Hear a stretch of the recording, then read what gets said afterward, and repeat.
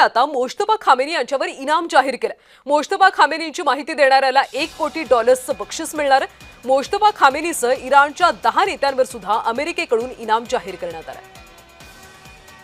तर Mojtaba Khamenei कोण आहेत पाहूया। आयातुल्ला अली खामेनीचा सध्याचा वारसदार आहे मोज्तबा खामेनी।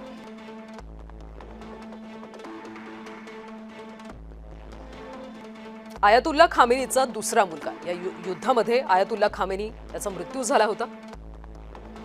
कट्टरपंथीय प्रभावशाली रणनीतिकार अशी ओळख आहे। 1980च्या दशकामध्ये इराण इराक युद्धामध्ये त्याचा प्रत्यक्ष सहभाग होता। इराणच्या रिव्होल्युशनरी गार्ड्सच्या सर्वोच्च कमांडरशी आणि कट्टरपंथी गटाशी जवळचे संबंध आहेत। अधिकृत पद नसताना महत्त्वाचे निर्णय घेत असल्याने 2019 मध्ये अमेरिकेकडून कडक निर्बंध लादण्यात आले होते।